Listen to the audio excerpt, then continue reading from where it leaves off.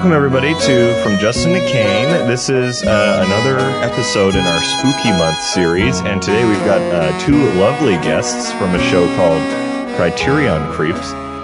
These two are RJ and Jarrett. Introduce yourselves, gentlemen. I'm Jarrett Duncan. Hello, Jarrett I'm RJ. Duncan. Nice. And that one's welcome RJ. to the show. Yeah. Can the two of you talk about your show a little bit before we get into what the subject of this episode will be about? It's a mistake, I think, ultimately. So some years ago, RJ and I were on a walk around a lake here in Creepsville. And I was like, hey, RJ, have you ever thought about doing a podcast? And RJ is like, yeah, maybe I had. And you're like, hey, you want to do a show where we go through the Criterion collection in spine order?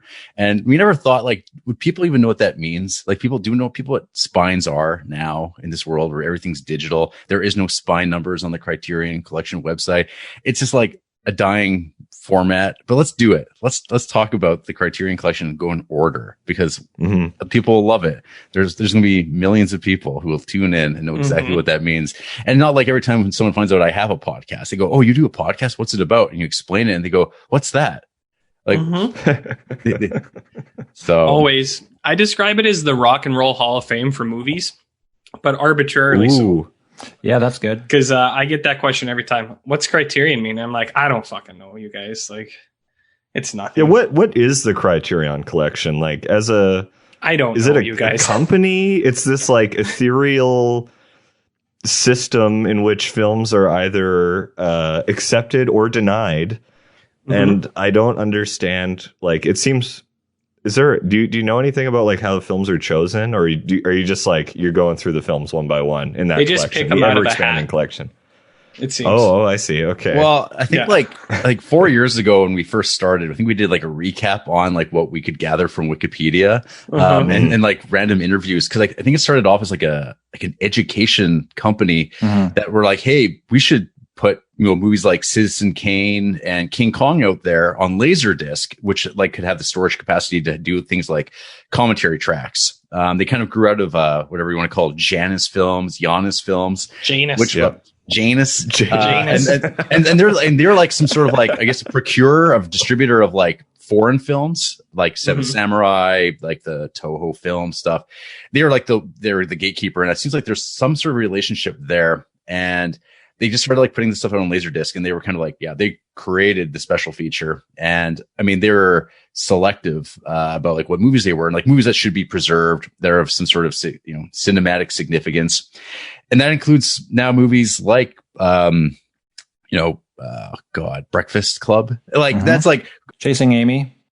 And Chasing Amy, of course. I mean, how it goes without saying. Or Armageddon and The Rock. These are the movies that are the punching bags of well, why is this in there? But oh no, there's worse films. Oh yeah, collection that no one's ever heard of. Yeah. And the views on those on YouTube reveal that there's movies that literally no one cares about. No one other than they listen to our podcast, but they don't actually. There's no fans for these things. And I mean, whatever, it's fine.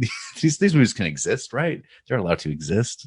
But our job, I guess, is to go through the collection in order of these movies being released every month. We'll never catch up because they usually put out 4 or 5 every month, and we only ever talk about 4 or 5, and so they're always ahead until they stop.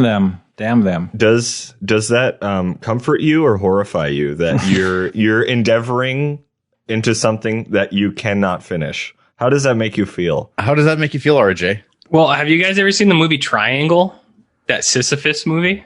It's kind of like that. That's a horror movie. You guys should check it out because that's what doing the Criterion Creeps podcast feels like every week. Is that the one? So that's not the one that's on the cruise ship, right? Yeah. Yeah. Oh, it is. Yeah. Oh, okay. I heard It's the prequel to Cube. Yeah, the prequel to Cube, maybe the same cinematic universe, the Shape horror franchise. Yeah, The Circle also is in that universe.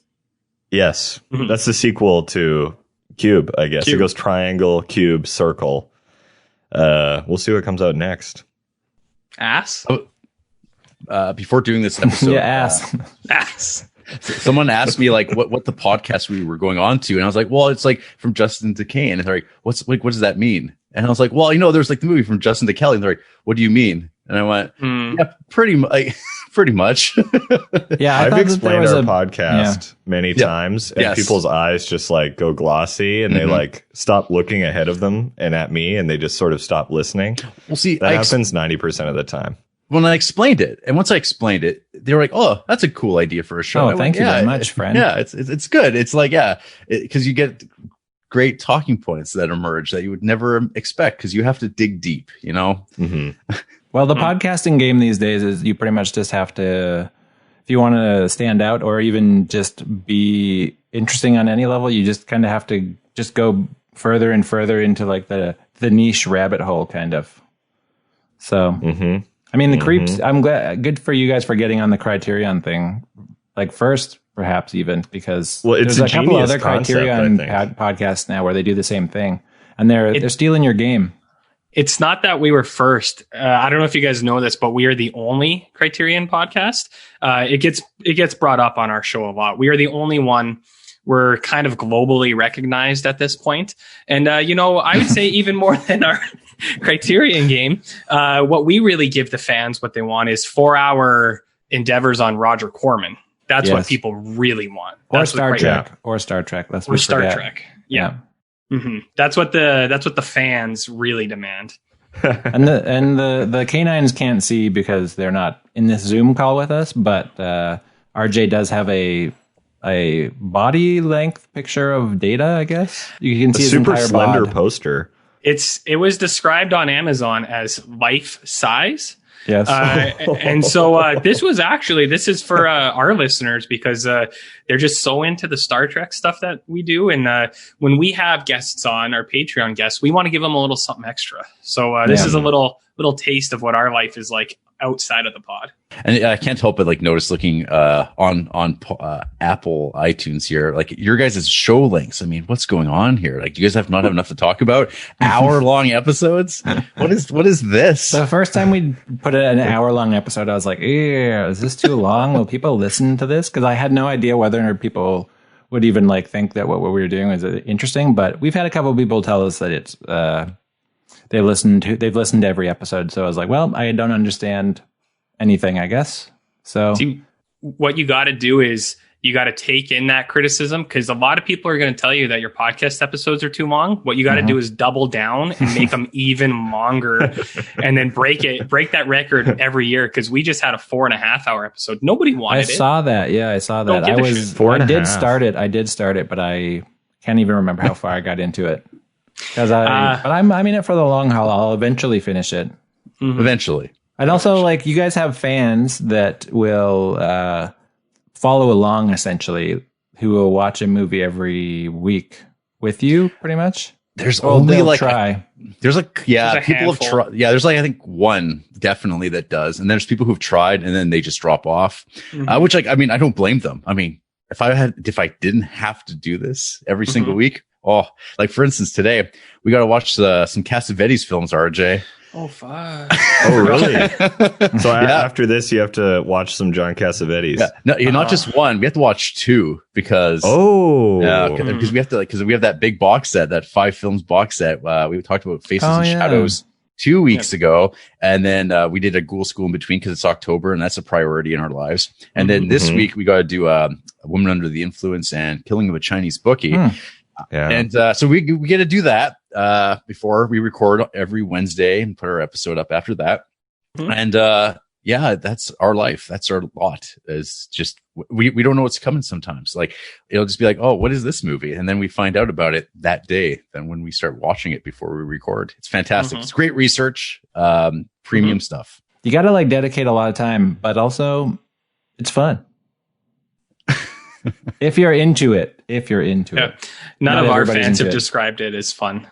Ever. Really? Most of them are mad at us now. We actually get a ton of like, not just hate mail. The YouTube, we get a lot of actual hate, but even the people who follow along every week and email in every week, they actively don't like us, I think, just because of, because they're involved in it now and they feel obligated somehow. Yeah. And so it's like this, it is like a curse that just pulls people into it. And then once you're in, you can't escape. And then in 4 years of your guys' podcast, when you hit that 4-year mark, you'll realize and you'll be dead inside like us. Well, Yeah, our that's two good. on YouTube, our last two reviews here, we got one saying on our Bob Le Flambe episode, you guys kind of suck, grow up, followed by on our Videodrome episode, these guys are annoying. Wow. Classic. And those are probably dedicated listeners to listen to you once a week. Have you started getting the hate mail yet? No, not a single comment on YouTube. Damn. So- It'll come. Okay, I have a question for everyone here. In preparation for this episode, did anyone rewatch the film we're about to talk about? God, no. I'll never rewatch that movie. Yeah, well, you Me will. too. Yeah, the homework was you were supposed to rewatch it at least once.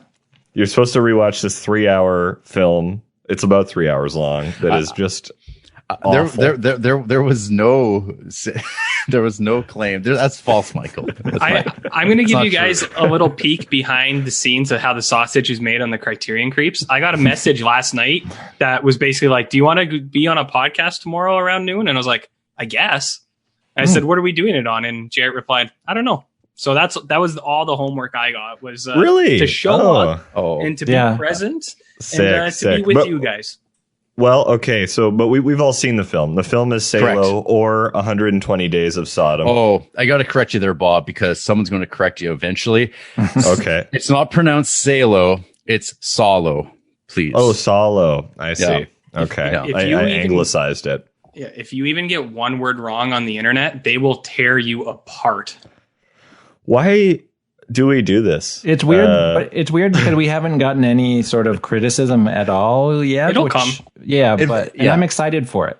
Is what I'm saying. Me I'm too. excited I want for a it, little but- more heat from the canines. I want criticism. I want scathing reviews. I want 1-star reviews. You know, the whole thing. If that's what you want, it was a really good move getting us to be on your podcast because now the negative feedback is just going to come pouring in. Nice. So good. Well, good we're move. glad. We're glad. Yeah. Okay, well, let's chat about the film a little bit and then see where it goes from there. But so everyone here has seen Salo. Correct. Well, yeah, me and Bob went and saw it in the theater, and we got to see it on the big screen, on the silver And screen. we were the only ones. So let me paint a little picture for you two. Yeah. We went to like an art house cinema. It's playing Salo. He and I are the only ones sitting together. Everyone else is sitting individually with at least 12 seats between them and the next person. And there were a lot of trench coats being worn in that venue that night. It was horrifying. A lot of legs were crossed. Yeah. I don't want to read into it too much, but there was a weird energy in that theater that night. It was a weird energy for sure, yeah, because I think everybody, I mean, obviously everybody knows what they're getting into. Nobody's just like walking in to see Salo on the street. I think back in like the 70s, like in New York, like 42nd Street stuff, they call them the Trench Coat Brigade.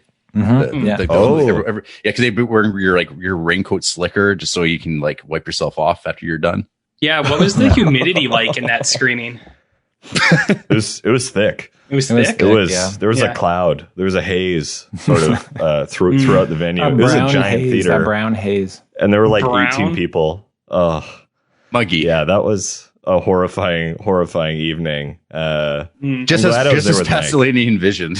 Yeah. Well, okay. So what how do we feel about this movie? Do we love it? It wasn't as bad as I thought. I'll start off by saying that. Like I Hot take. from the Criterion Creeps podcast, I was expecting a lot. I didn't know what I was expecting from it. I was going to be like, it just had it kind of like the reputation preceded itself. I feel like, but then when I saw it, I was like, oh, this isn't so bad. Right. Maybe my tolerance for whatever that is just so like, yeah. I just kind of I'm used to it. I don't know what that says about me though. So Mike was also wearing a trench coat when I we was went to yeah, see the yeah, movie. Bob Just was so like, you what's both with the know. trench coat? How what do are you your two guys' feel thoughts? about it? I'll go first. Mm-hmm. RJ. Okay, so Salò is a movie that I watched like probably in like 2008 or so during a period of time where I was trying to like, there's like sort of like this checklist I think that exists of like these transgressive, like verboten movies that are like, you know, too dark, too like they depict things of like the state of humanity in these frank, horrifying ways. And like they're kind of like people are always like, oh, I gotta check this movie out sometime. And there was a period of time where so this was like what Spine 14 or something like that in the Criterion collection. What? And it was like out of print, and it was out of print for years. And so the DVDs of this thing were going for like $300 to $600. So there was like this added element of like the chase of being able to see a copy. Like you could probably hop on for the period of time, LimeWire or like Napster, and like try to find like a copy of this thing, an AVI file that would take like a week to download, and the quality be horrible. Cause like no one's like library is going to have this tape sitting around, to watch. No. And so like, I remember like there was like a big period of time where it's like, oh, I gotta watch this movie. It's like, there's like people eating shit in it and like, who knows what else. I gotta see that. I gotta know what this is all about. How can you film this? And so I remember like when I finally got around to watching it, watched it with friends of mine, Corey and Lawrence, who were all part of the, I don't know, fellow ghouls in watching these movies. And we watched it and we were kind of like, it's not so bad. It's not so bad. We were like, Mike, the first time you watch this movie, you're just like, oh, that's it. This is as crazy as it goes. This just seems like kind of a, highbrow kind of trash, like simultaneously. And then I came out on Blu-ray. Finally, it was like, you could just watch this movie anyway, anytime you wanted. And then I think I bought it and didn't watch it for a long time until we did this podcast, this Criterion Creeps podcast. And watching it this time and knowing that I would have to talk about this movie with RJ, I was kind of like, I have to like defend this. Like I have to like go through the heavy lifting of like explaining and contextualizing this movie. Otherwise, what is this episode going to be? When people tune in to listen to people talk about Salo, what are they expecting? I don't know what people like who are fans of this movie, legitimately fans of this are. Like, I don't know where they're coming from with it, because it's not that kind of movie that you're going to like love and throw on and be like, this makes me want to like, embrace life. This isn't that type of movie at all. No. So my thought of it is like, I think it's a beautifully shot movie. And when you read about like, what the source material is, the book itself is far more vile than this movie is. But I think it's because there's some things that are just unfilmable. And this movie pushes those boundaries as much as possible. And part of the thing is to make a work of art that is like ugly, like in so many ways. But I mean, Pasolini can't help himself. And he still winds up making this like very like, like competently made movie that's like in this beautiful, like shot on location, Italian villa. And it's not a good time, and it's not meant to be a good time. So it's kind of like hard to watch this movie as something that you are going like, oh, I enjoyed that, because you shouldn't enjoy this movie at all. So I don't know. I like this movie to a point, and I think it's like for what it is, it accomplishes what it sets out to do. But that all being said, RJ, what do you think of this movie? Wait, before we get to RJ, I just want to ask you a question, Jarrett. Yes. Like, as a Criterion fan, there's kind of a you feel like you should own things, right? Even if it's not like, oh, this is my favorite movie, but I still want to own the movie where people eat poo. Yes. So like, can you explain that compulsion, I guess, a Criterion fan has enough that you would want to own this movie, or like why you thought it was important to buy? Part of it is just having access to what I guess people would consider important movies. Because to me, like, I don't like when I started buying movies up, like back in like, I don't know, 99, 2000, when I really started becoming like a movie person. Like I'd be looking at like the Roger Ebert great movies list and working my way through these lists. I always found that access to a lot of this stuff was a problem. Like you're relying on video stores and the library for a lot of things. And we didn't have streaming platforms at all. Those didn't exist. So it was just easier in a lot of ways to buy the thing. And then you can see now you don't have to worry about not being able to watch something. And over time, it becomes a mania and a compulsion, and you're just like buying things that, just like the stuff you genuinely love, like say a Dumb and Dumber, where it's like, I need to have this on my shelf because I genuinely really enjoy this movie. And then on the flip side, you have something that's like a Salo, where you're like, I'm probably not going to watch this movie very often, if ever again. But for instance, if this came up on a podcast and you needed to like, someone needed to watch it, or they were interested in watching it, you can be like, oh, I've got that. And you don't have to worry about whether or not they have the Criterion like subscription, or hell, the Criterion channel might not even have this on there at the time, because their movie and like accessibility changes all the time. So it's just like, for me, I'm like, well, if there's something worth having, I guess, like from like this like archival standpoint, I would just be like, yeah, I'm going to buy that. So yeah, like whatever there's like over 1,000 movies now in the Criterion collection, and I own myself personally 300 or 400 of them. Oh wow. Yeah. Nice. And that's I mean, impressive. yeah, and that's like not even including like all the other movies I own from all the other lines. But but I'm not going to own everything. You can't. Like I'm not rich. I'm not a library. I have no subsidy. It's just like kind of like, this is my one thing I do buy into. So I don't know. So yeah, I own this damn thing, Mike. Well, I'm proud of you. Thank you. I just like to follow up and say that Jarrett owns a number of, I guess, art in quotation marks that if ever discovered by the police, he would be arrested. It's actionable. Yeah. Yeah, it's all pretty actionable. Salo being one of the giveaways. It'd be like, if this guy owns this, what else is in here? You know? Is your Criterion collection like room? I assume it's a room. Is it similar to like the hideout in the movie Seven, when the cops bust in and they're just like, oh, look, I found Salo like front and center in the little shrine, and then all your notebooks. And then there's all the air fresheners hanging from the from the roof. Yeah. So yeah, RJ, what are your thoughts on this? I would just like to preface by saying that I understand what metaphors are. And the only reason I bring that up is because, like I said, if you guys were ever going to get negative feedback, it might be for this episode because of my take. I think Salo is shit, personally. And like, so here's the thing. I know it's a metaphor for fascism. I get it, you guys. I understand the political scene at the time, but I don't think that makes it good.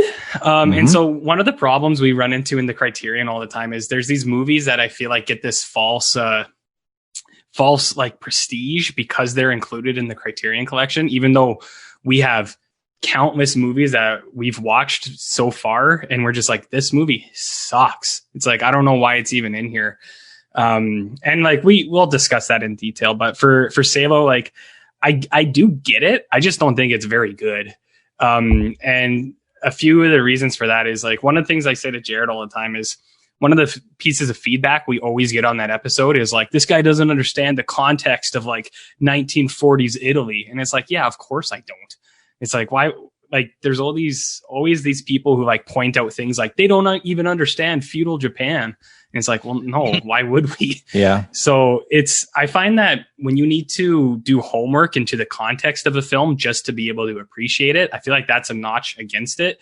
Even though like, I do get that when you do have that background knowledge, it can make it more enjoyable, but I feel like you shouldn't have to do a bunch of homework before you watch something or afterwards just to be able to enjoy it. That's just my take. But also if you're on a podcast where you're watching like 4-hour or 3-hour long movies or 5-hour long movies, depending, sometimes watching the movie itself is the homework.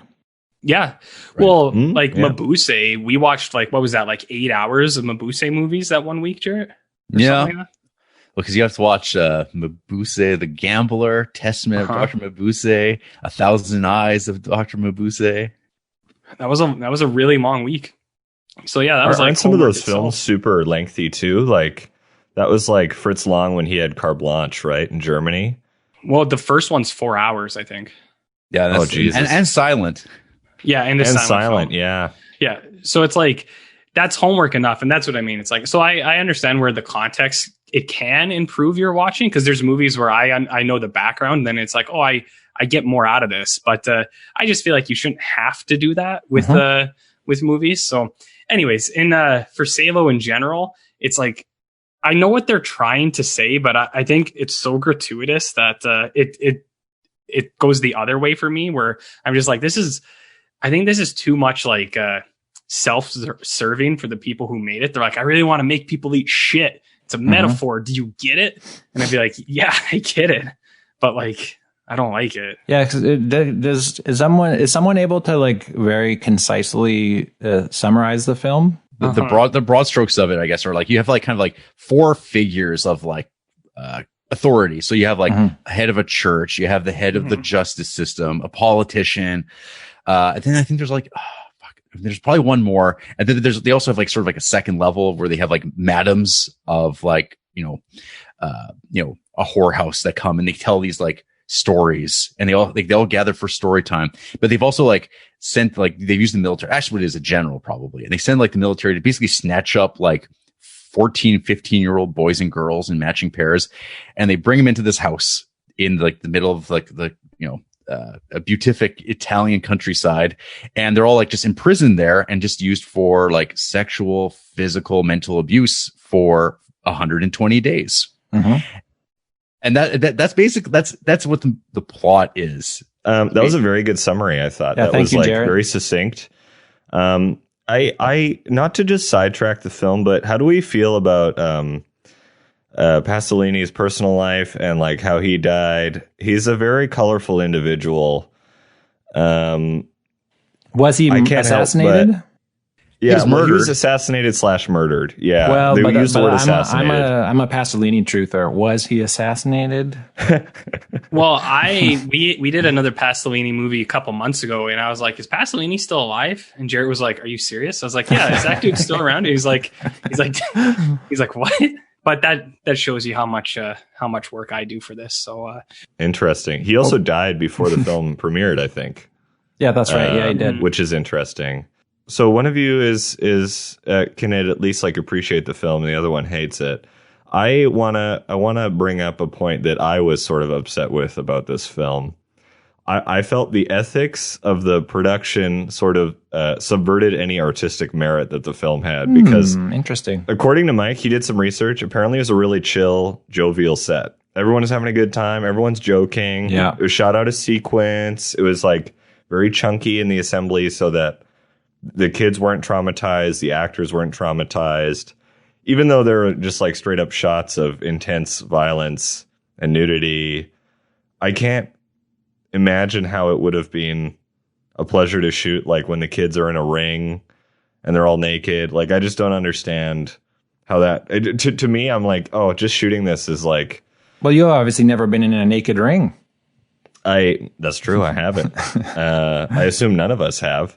But I don't know. I just felt like, yeah, the ethics of the production just kind of negates any artistic merit. I don't know. That was my takeaway. I'm like, this would have been horrifying. Just like the dolly grip on this movie is just like, what is going on? This is horrifying. You know what I mean? The person clapping the slate is just like, okay, what's happening? So see, that was kind of my takeaway. Yeah, that's similar to how I see it too, though. That's what I mean, where it's like, I get what they're trying to say with this and the need for like the extreme like graphic presentation of it. But I'm very similar to what you said. You articulated it a little bit better though, where it's like, I don't think that the making of the film warrants it being around, you know? Mm-hmm. I'm with you. Yeah, we're on the right side of history. Seems like we're kind of 50-50 split, because Mike can appreciate the film, I think. I don't want to speak for you, Mike, but I think you like got it and could appreciate it. I mean, yeah, I did appreciate it, but I also am like Jarrett, I think, in that I will just buy things for archival purposes, not as many movies necessarily, but like I do just will be like, ooh, like I did buy that Bergman box set, which was not a cheap box set, right? And I was like, oh, this is an easy way for me to be able to watch these whenever I want. So I do appreciate the archival aspect of it, or the I guess the canon, you know. But also, what does everybody think about the idea of a canon? Like the Criterion Collection is a film canon, you know? Is that even a concept that has any meaning nowadays, or like what do you guys think about that?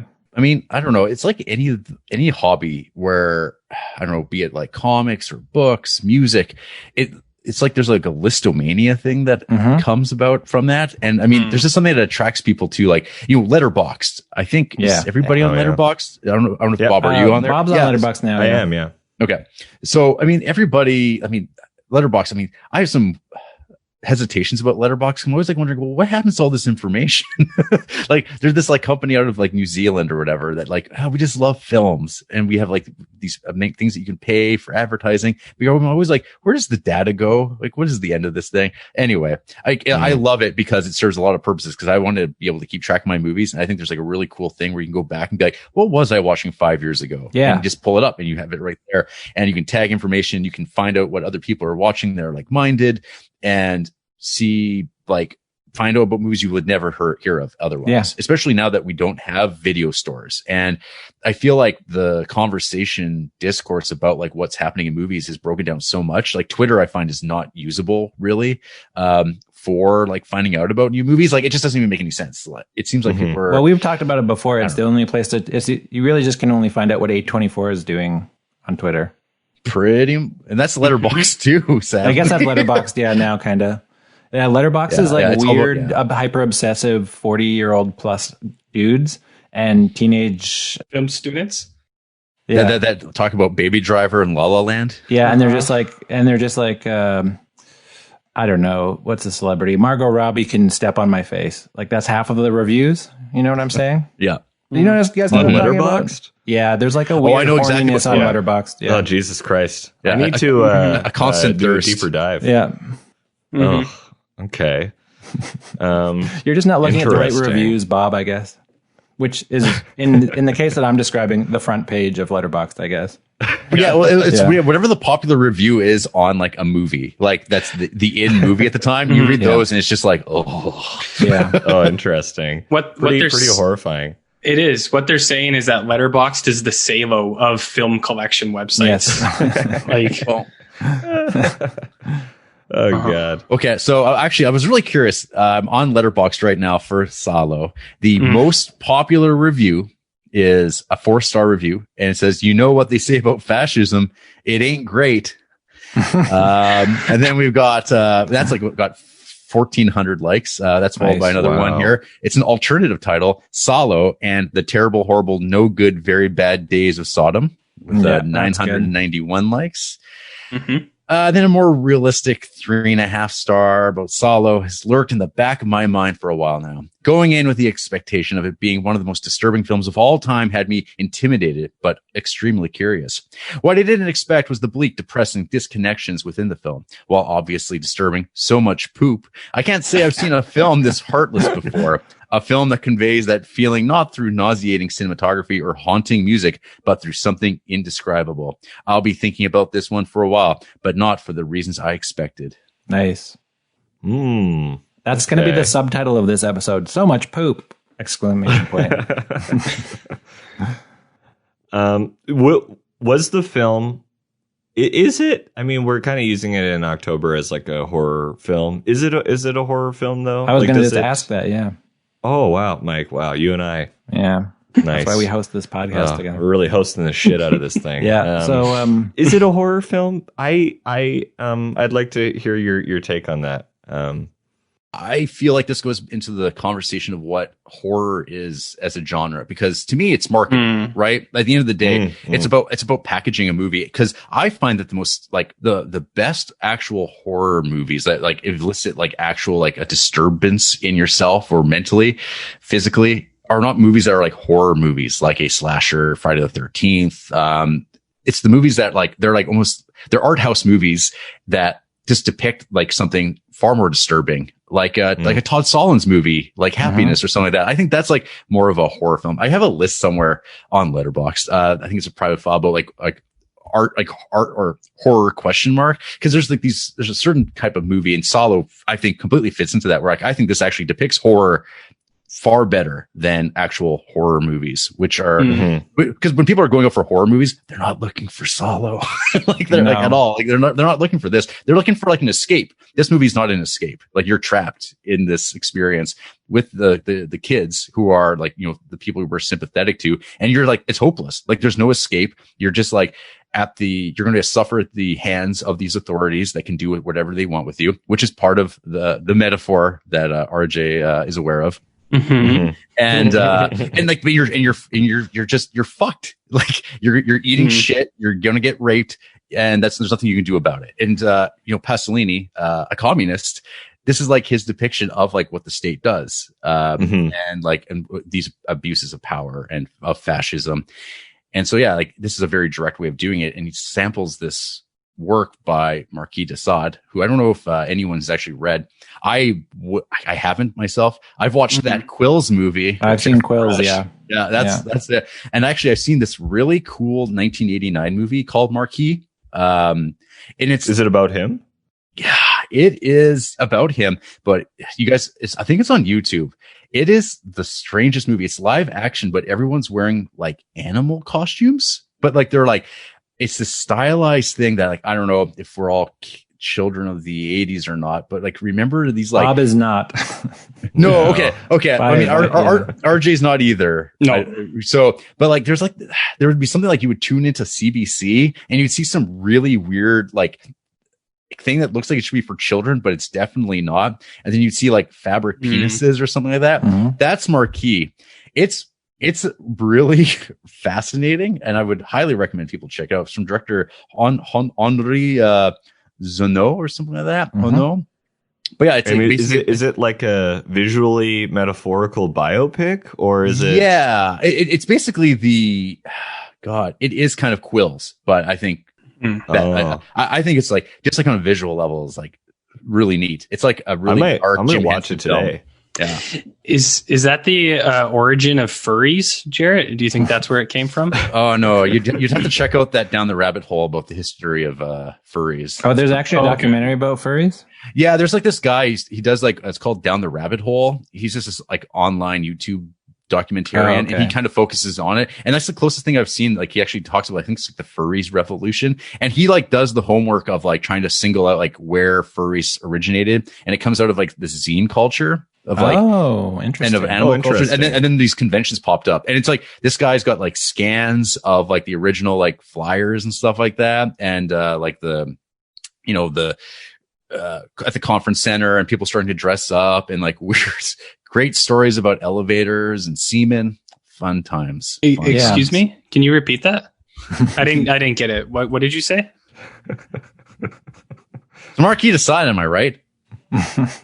Yeah, no kidding. It's funny actually. I think Mike and I have brought up furries multiple times on this podcast. So Thank God for a thematic continuity. Also, speaking of like a film that's a horror film that is also on the Criterion Collection, this just came in the mail for me the other day, and it's not a real horror film. I don't know if you can see. Come and See.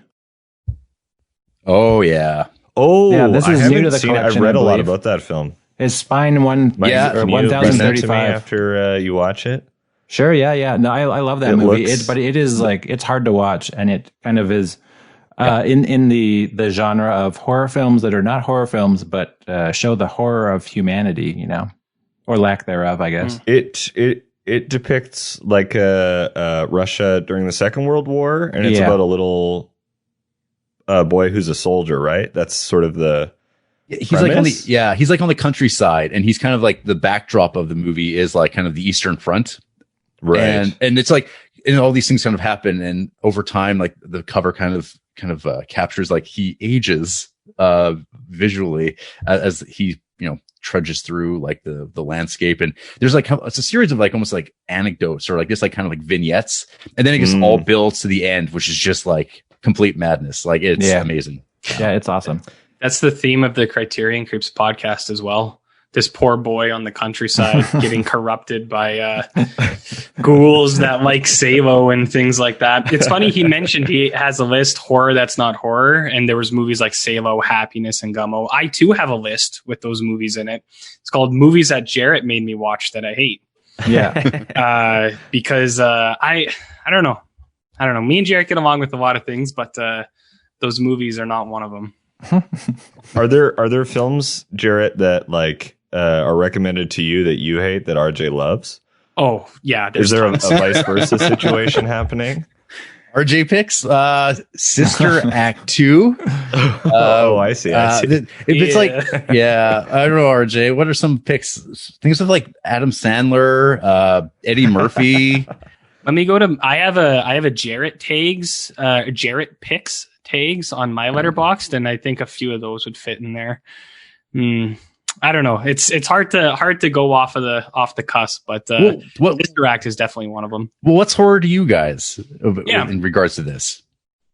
I mean, I personally agree that it's like it is kind of more marketing than anything, because I do kind of almost find movies that are more tense and realistic, I guess, in the portrayal of like human atrocity, a little bit more scarier than just, like a creepy zombie thing, Yeah. But I do, it seems like horror nowadays is more just like tropes that need to be regurgitated or seen in order for people to understand what's going on, as opposed to just like, I would love a horror film where just, it's not torture porn necessarily, but it's something that's closer to, you just get to see some real situation and the horrors that happen in real life, and not a documentary, I guess, but just like the tension is there. Yeah, Michael Haneke is, you're going to say, right? Michael Haneke, yeah. Yeah. Which RJ's big fan of funny games, right?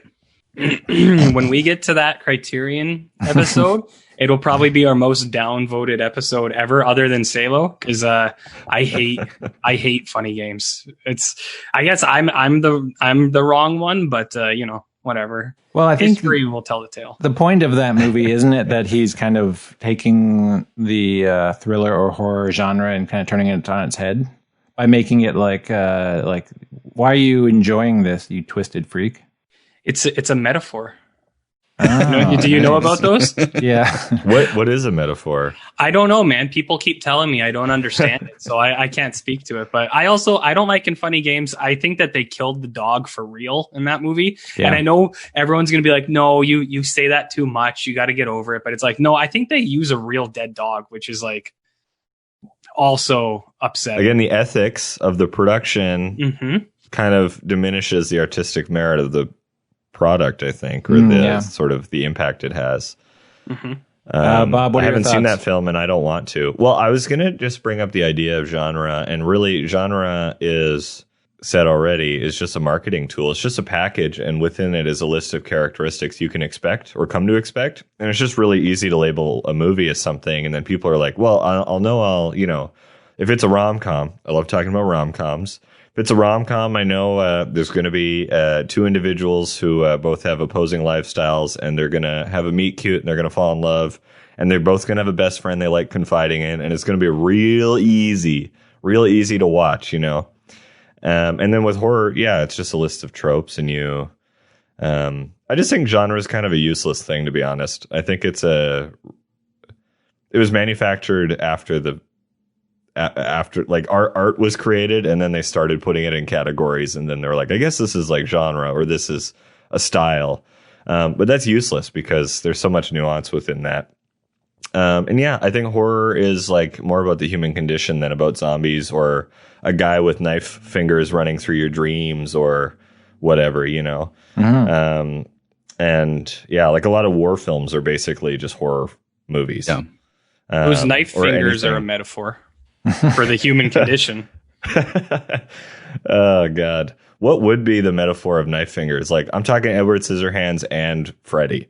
Like, what do those characters say about society? PTSD. Oh, okay. And you can't just walking through your life. You keep knocking things over. You want to reach for something and you cut it instead. I would say phantom limb syndrome. So it's like, if a guy lost all his fingers, but he like still is trying to grab stuff with it. Maybe it's that. Yeah. Oh, okay. That's very specific. I like that. Well, there's like there is like hot that take. old Hot take. folklore. Oh God, what's the name of it? There's like a Grimm's fairy tale like folklore of like a character that's got like scissors for hands. Rumpelstiltskin? Not Rumple. Oh, okay. Okay. It was not my boy Rump.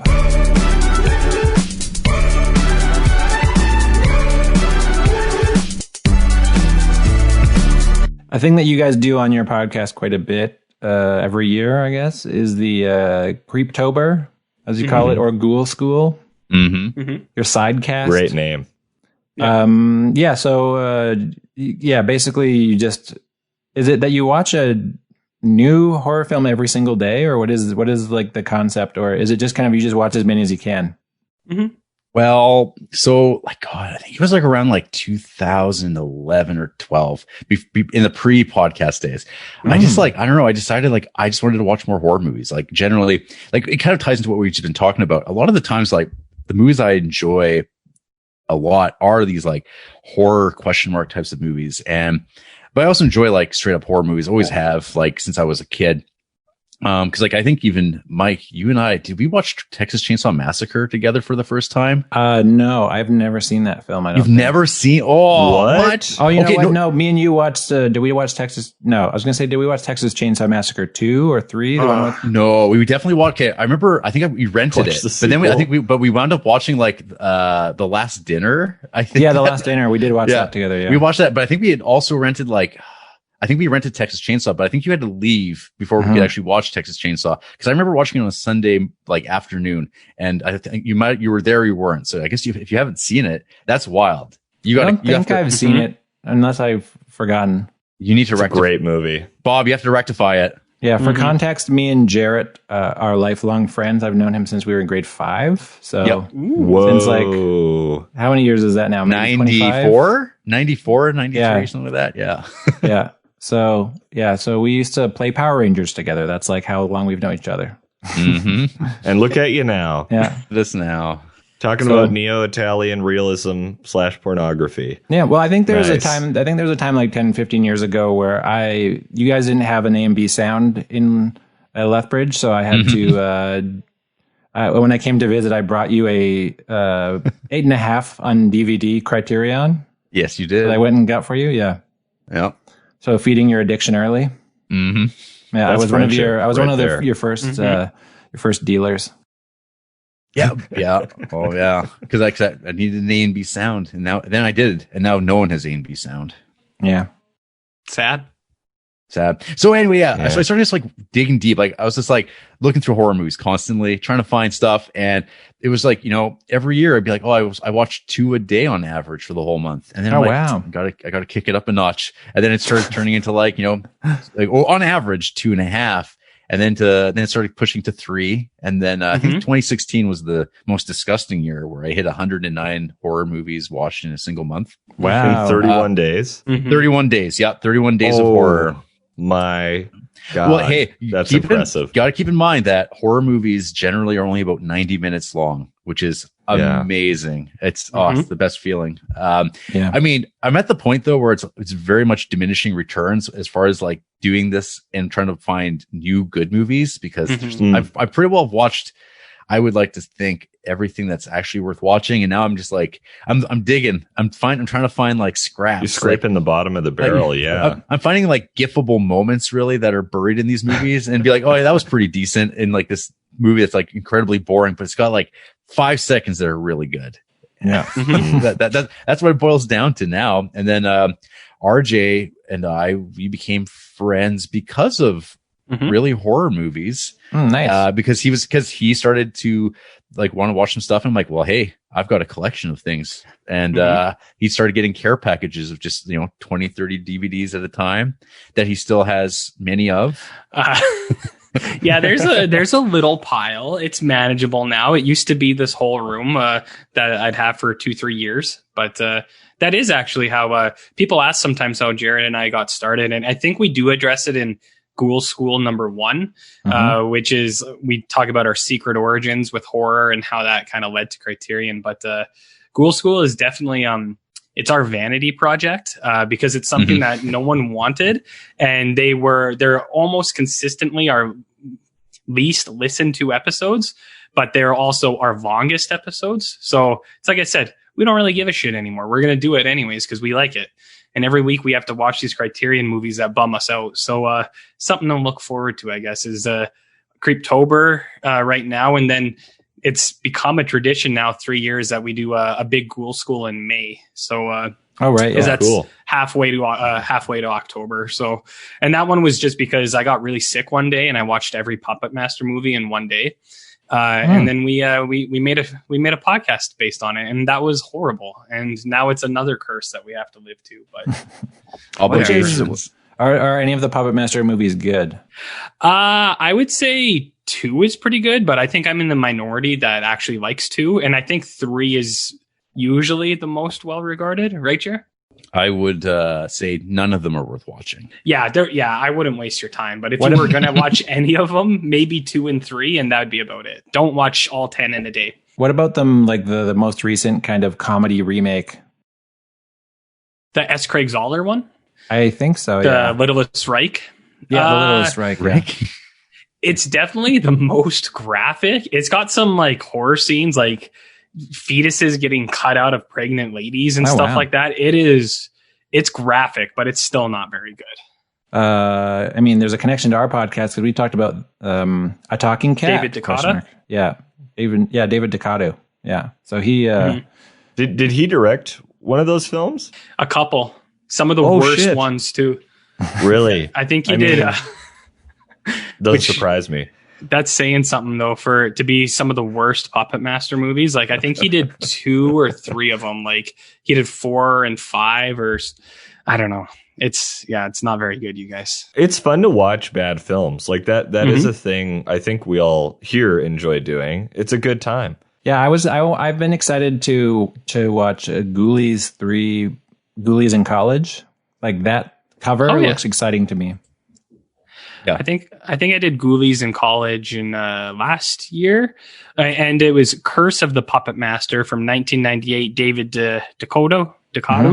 One of the worst movies that exists. So okay, nice. Something to look forward to for you guys. That's a crowning achievement in and of itself, though. Really, it's better to be the worst than to be mediocre.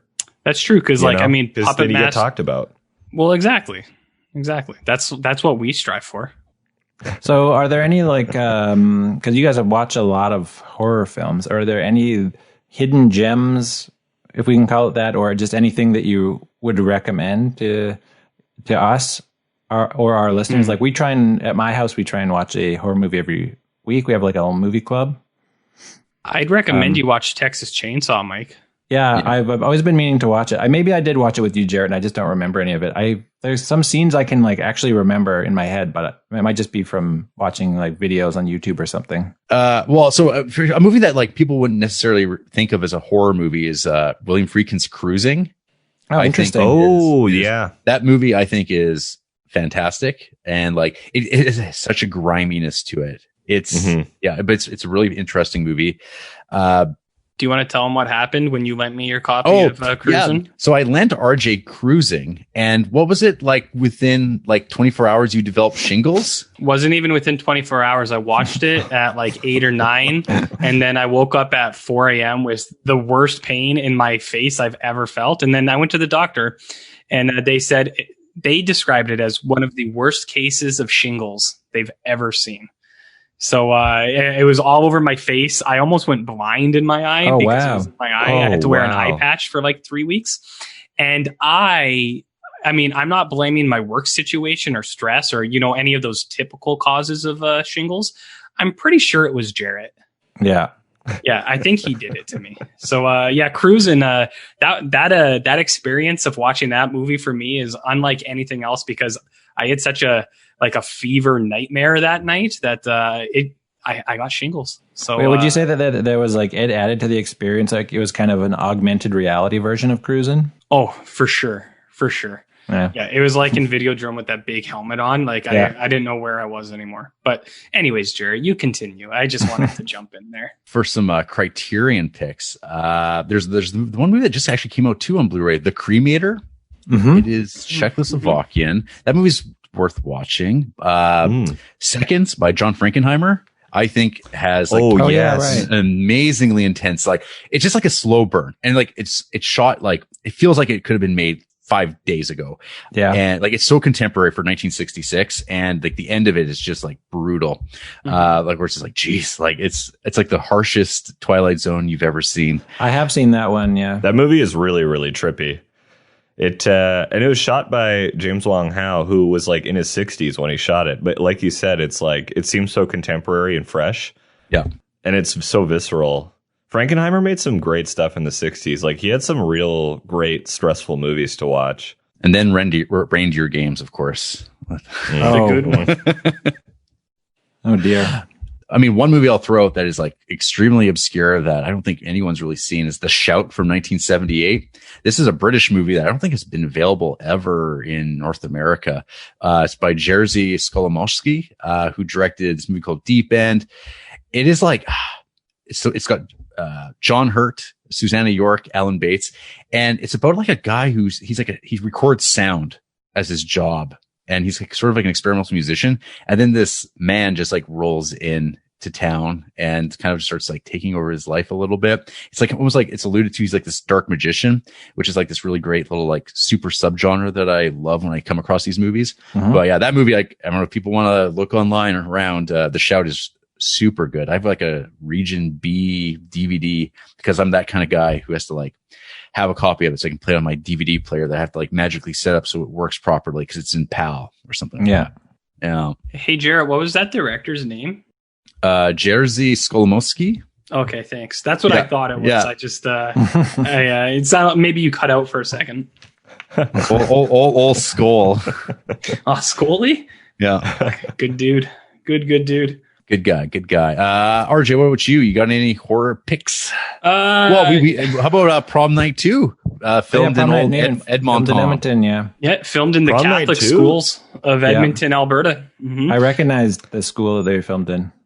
What year did that film come out? 88, I think. Or wait, hold on. It came out in 87. So I watched it last week, and the dead giveaway for me was I didn't realize it was in Alberta until I saw a bunch of Old Dutch chips, and I was like, Old Dutch. I was like, wait a minute, where was this filmed? And then they were drinking Labatt Blue, and I was like, oh yeah. So I was like, we waited until the end, and then filmed in Edmonton, and I looked. It was filmed in a bunch of the Catholic high schools in Edmonton. Yeah. So that movie is nice. Yeah, it's good. Sick, as the kids would say. If you guys haven't, I would say definitely check that one out. Just for the connection to Edmonton. It's pretty cool. I'm going to write it down. Well, Bob, more than I do, works in the film industry here, like as just a crew dude. And so, Bob, you would actually, some of the names, and I watched the credits, and there's like a few names that you would recognize, actually. They're still working. Oh, for sure. Yeah, there's a couple of guys who are still around. It's annoying because they used to make a lot of horror films in Edmonton, and like you could really make a living. Mm-hmm. And that's since died off. There's the odd horror movie. Ginger Snaps was 1 and 2, I believe, was made here. Maybe even the third one. And 3. All three. Oh, okay. My friend's older brother was in the third one when he was a kid. So, yeah, like there used to be just cool, like low budget, kind of shitty, fun horror movies filmed Santa's Sleigh. But anyways, to answer your guys' question, I don't know how much you've seen, so you've probably heard of these, but just to rattle off a couple real quick, I think you guys should check out Video Violence. Mm-hmm. Okay. Which is a shot on video. Like, I don't know what it is. Like, I think I like that movie more than anyone else, but it just has this quality to it where like the main actor is the guy who directed it. And he's so into it. My cat is jumping onto he's so into it that it's hard not to get in with his enthusiasm, if that makes sense. Video Violence, really good. And then 2 more mainstream ones for you guys, just because they'd probably be easier to find. The 80s Blob, if you've never seen it. Mm-hmm. I've never seen it. Remake. Ooh, it is. The practical effects are amazing. So good. So 80s Blob, you got to check out. And then just for the hell of it, this isn't like my favorite movie or anything, but I feel like more people should watch The Black Coat's Daughter from Oz Perkins, because I think that is a good show. On Netflix still. On Netflix. Yeah. I've always, I think it's on my Netflix queue, and it's been on there for years, and I've never watched it. It's good. I recommend it, but that's all I really got for you guys. I could go on for hours, but people have seen the runtime of our horror episodes, so I'll leave it at that. I was going to say, have you guys seen Possession? No, I've been trying to find a place to stream it. I haven't seen it either. It looks amazing. Yeah. Oh, yeah. All of Zulawski's movies are like pretty fascinating on a Silver Globe and Shamanka, or whatever it is. Yeah, those are like ace movies in my book. Wait, what do you guys think of Cosmos? I haven't seen it, but I do own the Blu-ray. I have not watched it yet, though. Is that like Carl Sagan's Cosmos? No. This is Zulawski's last movie. It's kind of like meta also. You guys should check out Killer Workout, Aerobicide, if you haven't seen that movie. Yeah, that's good too. That one is very nice. Okay. I have a great running list now of recommendations. These are literally films I would never watch, so this is great. If you like Peter Weir, there's also like it's fairly short. It's called The Plumber. And it's from the 70s. Yeah. I think it was a TV movie. And it's just like this very simple, like kind of like, it's this movie about this woman whose husband is away a lot, and a plumber has to come in and fix the house, and he just doesn't go away. And there's always things that are constantly going more and more wrong. It's really well done. And it's got a metaphor in it, RJ, too, right? I know. I mean, even a metaphor so broken down, even I could understand it. So, yeah, the plumber's pretty good. Has everyone seen speaking of like TV movies that are kind of horror films, has everyone seen the Spielberg TV film, the name escapes me, about the truck chasing the guy in the car? Duel. Yeah. Has everyone seen Duel? I've never seen it. Duel's pretty good. That thing's a knockout too, I think. And they filmed it in like a week and a half or something crazy like that. That movie genuinely stressed me out. What was it? Was that wasn't based on Stephen King, was it? He has versions of that, like his short stories, but I don't think Duel it's not credited to Stephen King in any way. I think that was just a Spielberg thing. Oh yeah, maybe I'm just thinking. Maybe I just thought that Stephen King had a bunch of books or stories about cars. Like Christine is one of them. He's got a million stories about cars. Yeah. Trucks, and then there's of course Maximum Overdrive, his one and only directorial film that I think is actually fantastic. But I mean it's a minority view. Duel was actually written by Richard Matheson, the writer of the Omega Man, I Am Legend. Oh shit! And Real Steel with Hugh Jackman and Legend of Hell House and all those like really great Roger Corman, Vincent Price Poe adaptations. House of Usher, Pit and the Pendulum, The Devil Rides Out, you guys, allegedly. It's interesting. It's interesting when somebody who makes these like iconic films stays alive and then makes movies like we were talking about Frankenheimer, who made Reindeer Games. That's always weird. But I was going to bring up that, like, what are people's thoughts on like film directors who have these crazy knockouts, like Tobe Hooper with Texas Chainsaw Massacre, or like John Carpenter starting out with Halloween. And then, well, Tobe Hooper's story is kind of tragic. Like he never had a career, like a really successful career, which is a real bummer because he had such a knockout film. But like John Carpenter now, like the last couple of films he made are pretty dreadful. William Friedkin's kind of career petered out as well. What are people's thoughts on that? It seems like a real dicey endeavor to be like insanely successful with one film. And then all of a sudden, you get on this roller coaster of Hollywood, and then you just become a train wreck of a human being, and you kind of you lose respect, and then you're just doing Comic-Cons every year for films you made 30 years prior. How do people feel about that? And is that common in horror specifically? I think there's a lot more attention put onto it because of how much attention's put on horror as a, I mean, it's like probably proportionate to like the amount of attention that gets put on to like MCU movies and like how the directors are selected for that. It's like, what are they going to do next to like justify their existence? Even though like they were making movies completely different before they made those movies. And then it's like, they just are handed a movie and they're on set to like say, hey, let's work together and make electronic press kits about how great it was as an experience to work on this movie. And talk about like how continuity is really important and how the fans make everything possible. I think that's all these things are with these actors who just like say the same vacuous shit every single time out. And like, and they give free shields to people. I don't know how to answer this question. Like when guys burn bright, fade out. I don't know. Like Tobe Hooper, like he had a run. He worked on, that Poltergeist. That was a big deal, but whether or not he actually directed it, and it was actually controversial, right? Controversial. Spielberg, I don't know. It seems very Spielbergian as a movie, and it does. Yeah. Well, because Toby had Texas Chainsaw. I like Eaten Alive. Funhouse is decent. Life Force, Invaders from Mars, Texas Chainsaw Massacre 2. After that point, it's like, I mean, hell, I love The Mangler. That movie, I think most people would objectively say is terrible. But he like, I don't know. It's just that trajectory of these poor guys. I mean, John Carpenter had a pretty good run though too, but I mean, his last two movies were misses, and he just like, now he just plays video games and smokes cigarettes. And that I think he's pretty okay with that. And he doesn't want to Twitch, you mean? Yeah. He's living his best life, man. Is he actually on Twitch? I was joking. Probably. Like he legitimately loves he loves video games, like unapologetically. Like he's this old man. He's an old grandpa, great grandpa probably. He just plays video games all the time. I mean, that's pretty rad. I think he's in a band with his son as well, and they tour.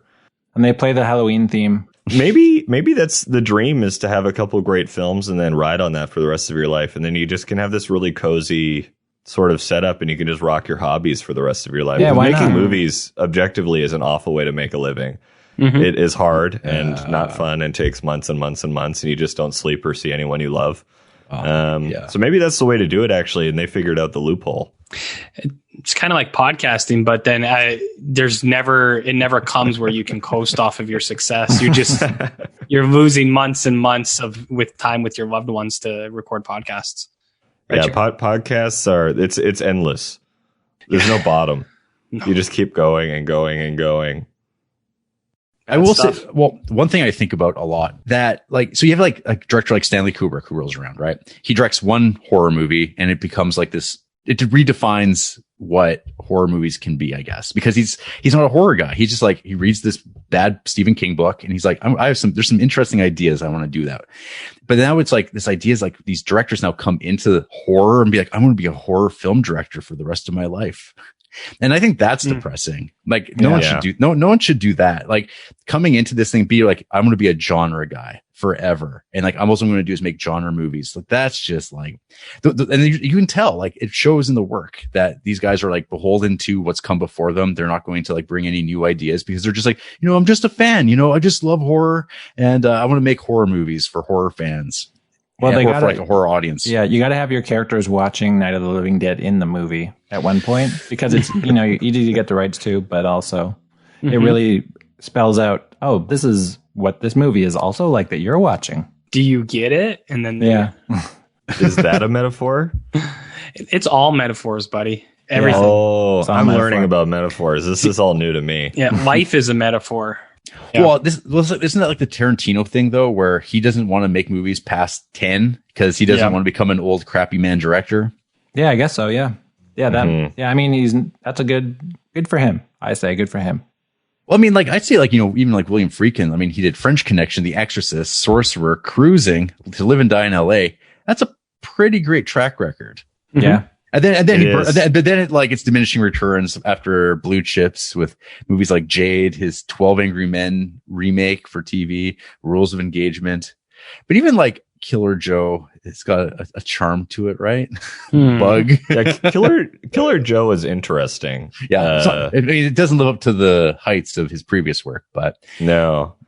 Okay. I was going to say, what about the titular Orson Welles? The Kane of Big O?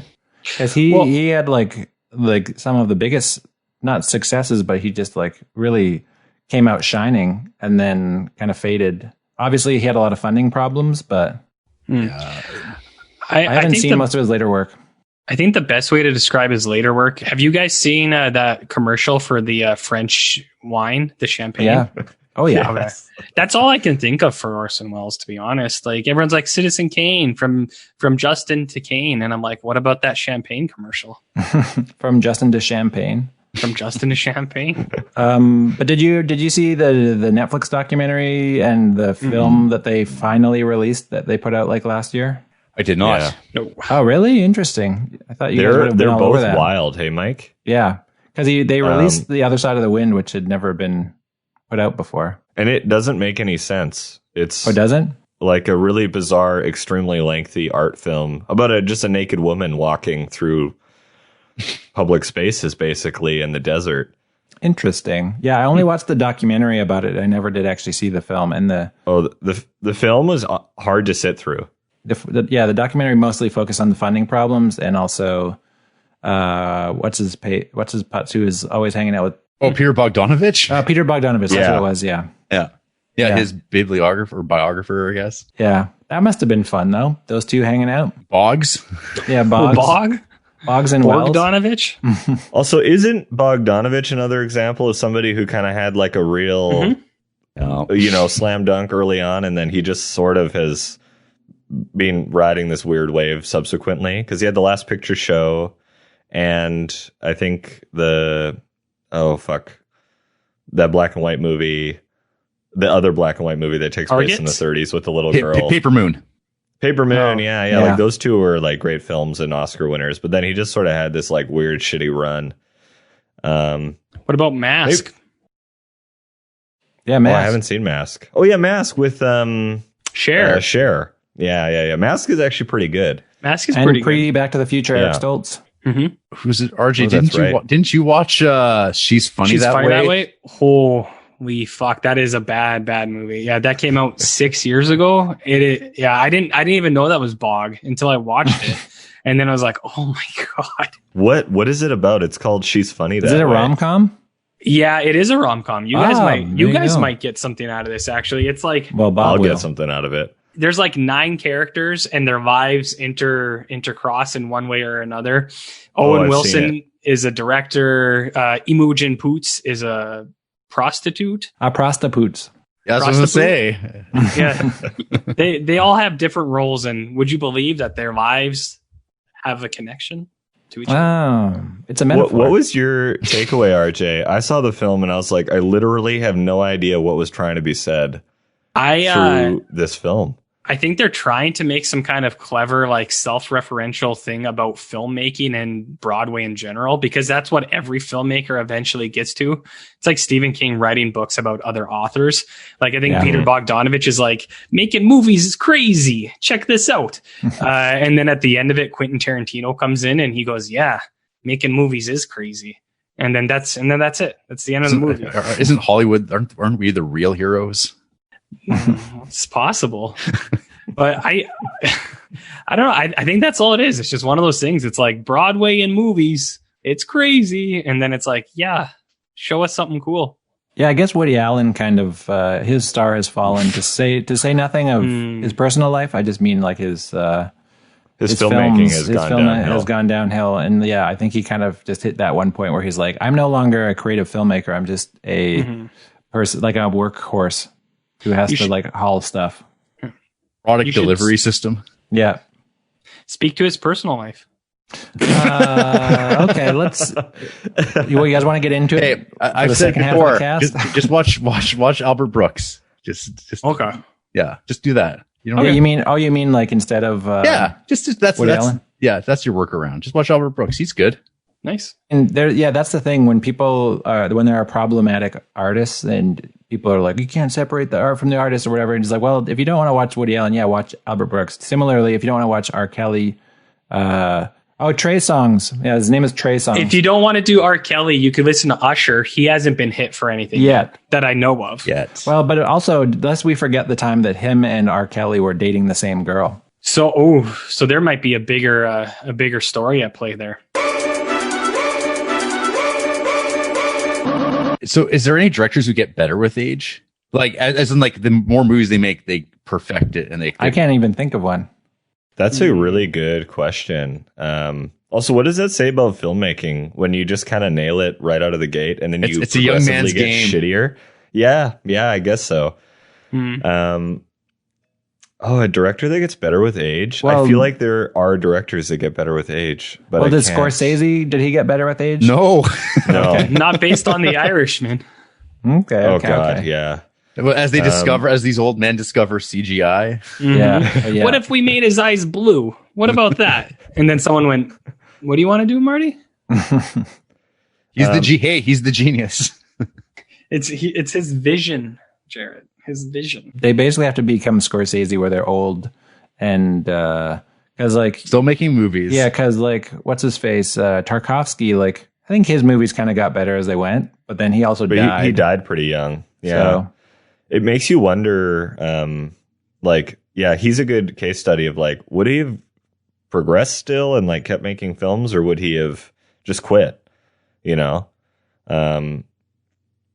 Has Herzog gotten better over time? Werner Herzog? Did you guys see his latest one? I saw Family Business LLC. It was okay, but it was not Herzog's best.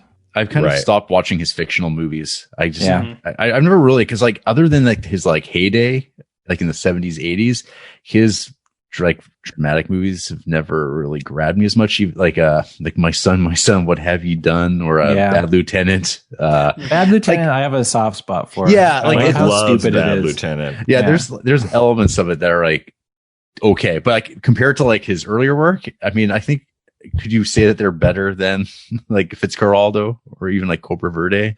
No, or Strozek, which I think is my favorite Herzog at this point. But I like Herzog as a documentarian now more than I like Herzog as a documentarian back then, I think. Yeah. Mm-hmm. Yeah. I like Herzog more as an actor, like in Jack Reacher, that Tom Cruise move, where he's talking about eating his shoe and stuff like that, and you go, cool. He is a compelling actor. He is. And he's always just Werner Herzog, and he's always this like really fun weirdo. Mm-hmm. Julian Donkey Boy. There you go. Oh God. Hey, what about Paul Thomas Anderson? Because I feel like depending on how you view Inherent Vice and The Master, he could have either gotten better or worse. But I think he's Phantom gotten Thread was a better. turnaround. But Phantom Thread, right? Yeah, I thought Phantom Thread I was love Inherent great. Vice. I've seen it 3 times in the last 4 months because Mike has it and I watch it. I fucking love that movie. It doesn't make any sense. Inherent Vice is also there cool you because of how minimalist his it is, like put together. It's shot so simply. The entire thing is just like His conversation, his 2 coverage, shot kind of thing. Yeah. And It's insane. And there's a great patience to it. And it's funny hearing, like I've listened to him on podcasts and he's like, it's so funny that movie bombed. I had no idea how people were going to take it. And the reviews would be amazing. And then it made $12 at the box office and people fucking hated it. Who knows? And he just doesn't care. And that's, I think, really admirable. And I thought The Master was great. Surprisingly, a Pinch-On adaptation died at the box office. Wow, what a surprise! And people just they don't actually care about Thomas Pynchon. They just want to be able to see him in a movie, and they're like, "Is that him?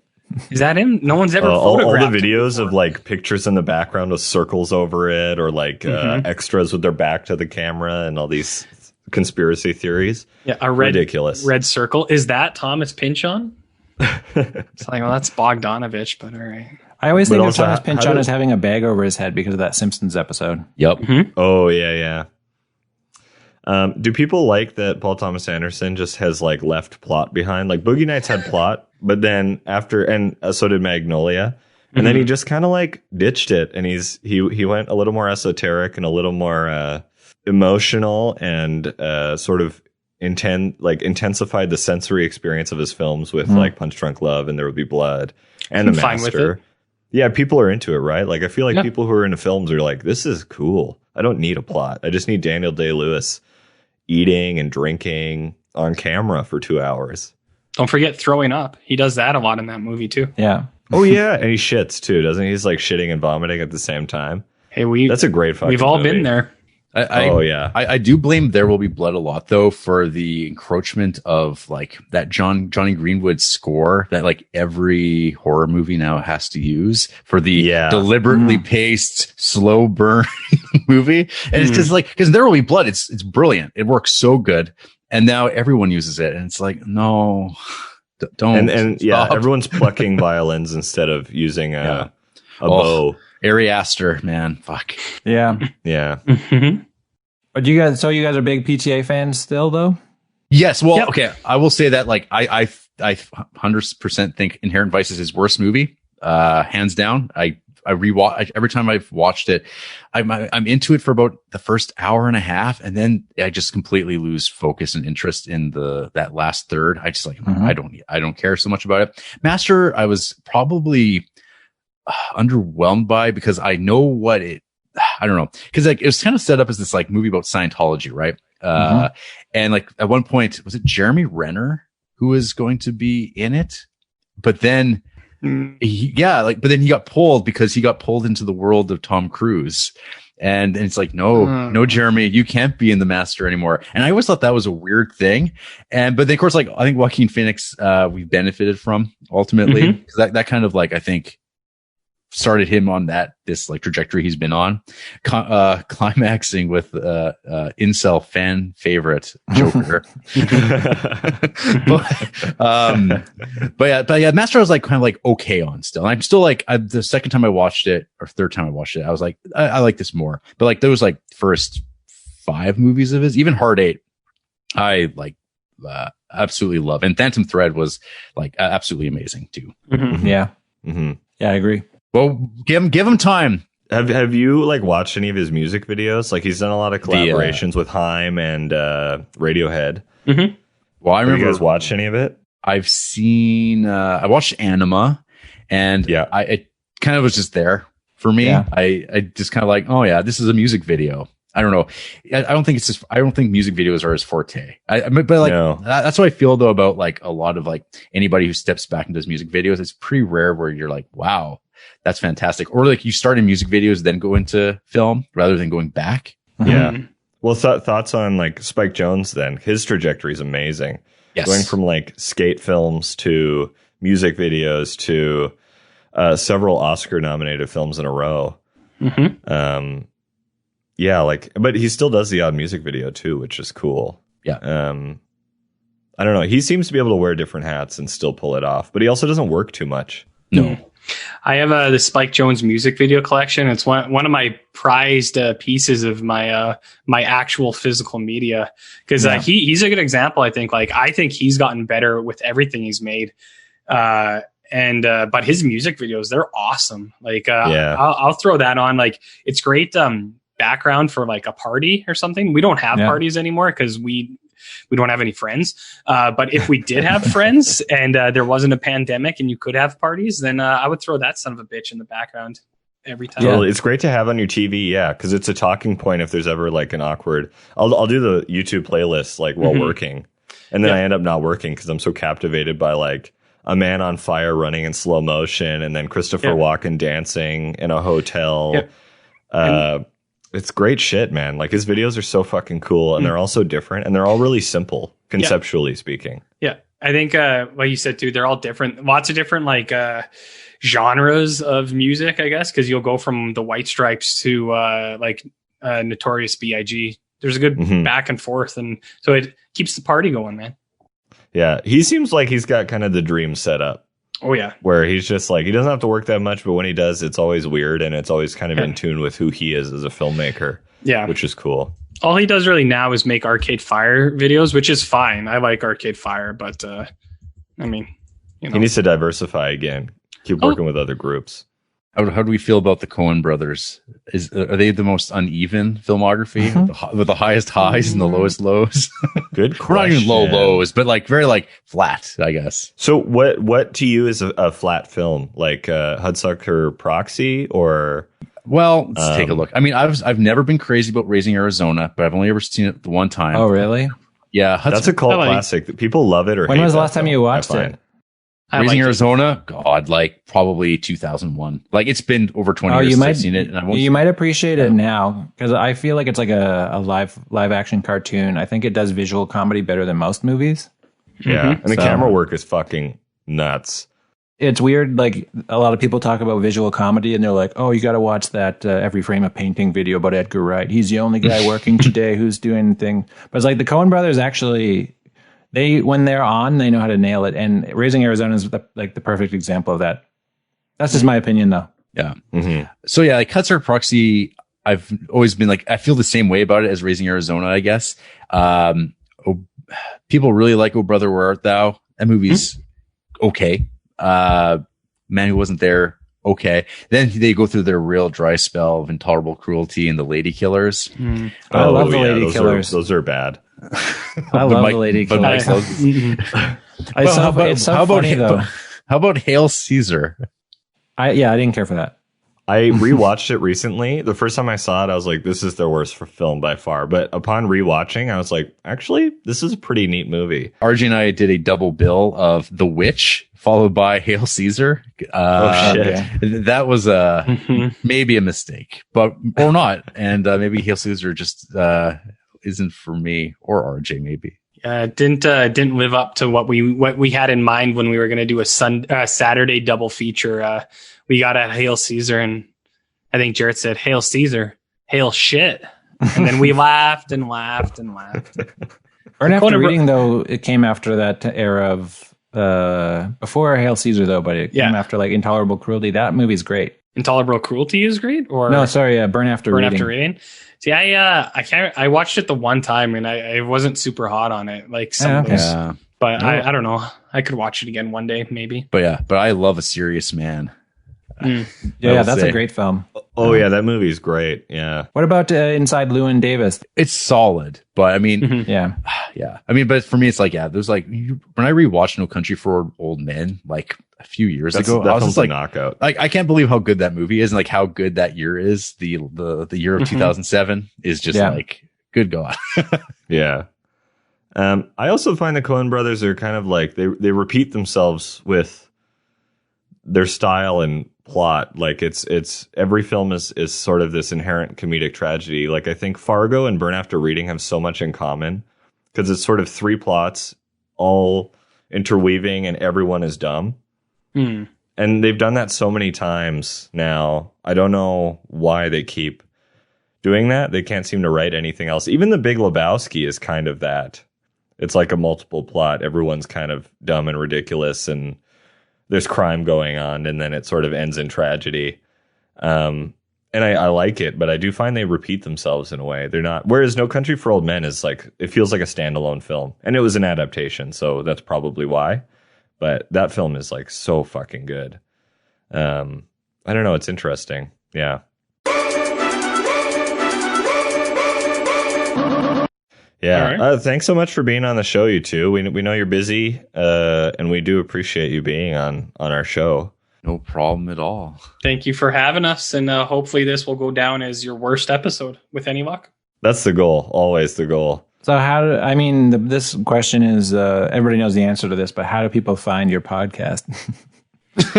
Which is wherever podcasts are found. I wish I knew. You can check us out on OnlyFans, RedTube. What are the other things that we have on there, Jarrett? Most importantly, there is, I guess, your podcast platform. Just type in Criterion Creeps and we're there. And then, I don't know, we do have a Patreon. Yes, we do. And one of the things to unlock is, I think once we have 50 subscribers on there, RJ has to actually watch Salo, and we will live stream it. What a thing to mention at the very end of the Salo episode. That's awesome. I will serve him allegedly. No, it's happening. I never agreed to the terms of this. Jarrett created the Patreon, so when he sees my OnlyFans tiers, the last one on that is pretty damning for him. But yeah, he's got all sorts of plans, don't you, Jarrett? All sorts of plans. Mm-hmm.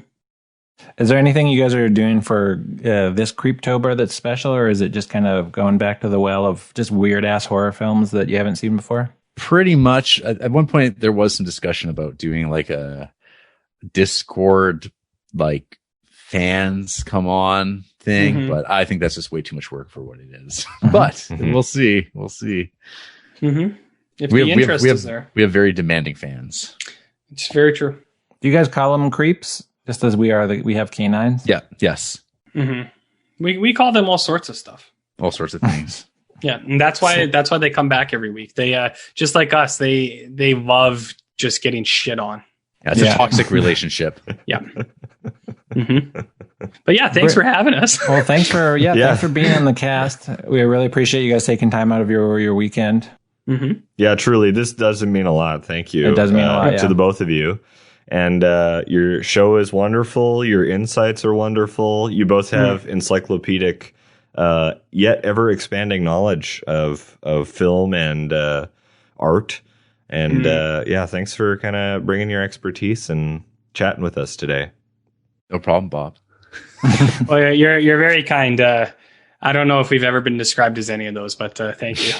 Well, I meant every word. Yeah, Bob doesn't. Right, Bob doesn't lie. Honest Bob.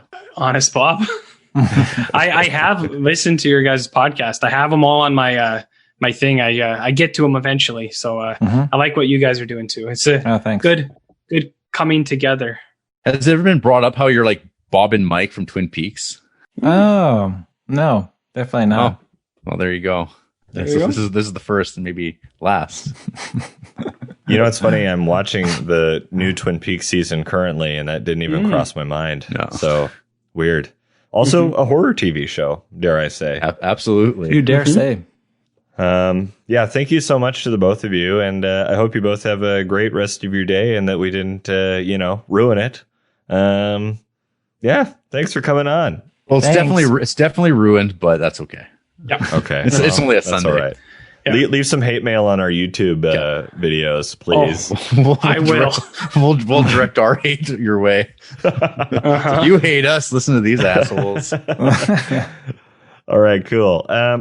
This has been from Justin and Kane, and thanks for tuning in. Bye.